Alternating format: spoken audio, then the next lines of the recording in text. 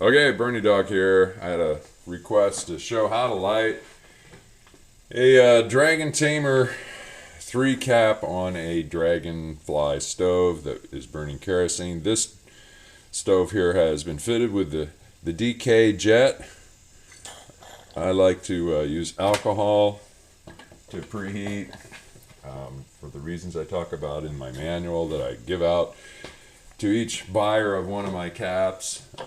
Alcohol burns cleanly and almost invisibly. It doesn't produce a lot of soot or other combustion byproducts, so it keeps the cap, the stove, your cookware, the pot stands, keeps it all much cleaner than using the fuel that you would burn in your stove. And in the case of kerosene, we know that kerosene is an extremely dirty fuel when it burns. It tends not to vaporize well, which is why you have to vaporize it into a gas to burn it. It's safer than white gas, Coleman fuel. Coleman fuel is a fuel that will vaporize at room temperature, turn into a vapor and mix with oxygen and burn.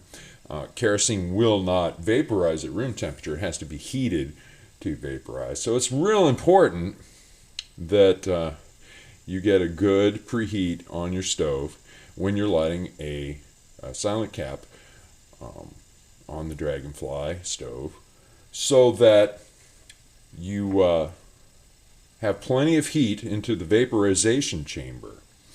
And that's what we're doing here. Please excuse my cold I have today. I'm kind of suffering from that. In any case, we're going to let the preheat flames die out completely so we don't have any underburns develop underneath the cap. We want the flame to be up here around the outside of the cap, not anywhere else.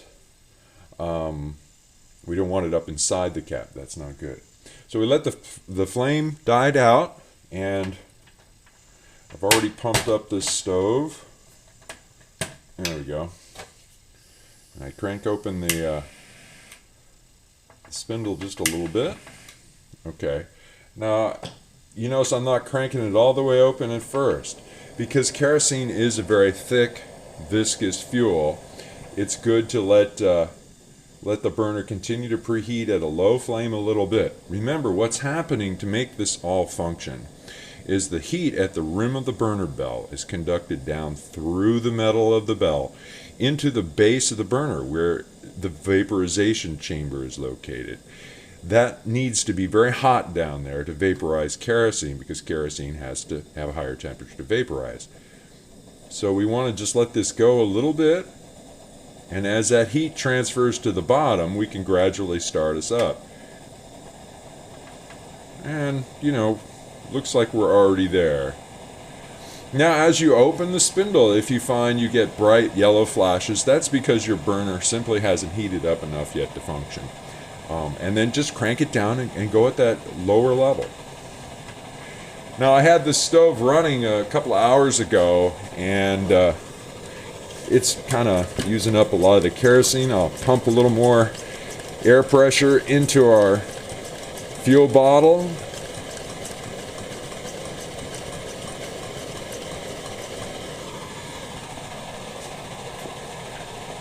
And there we go.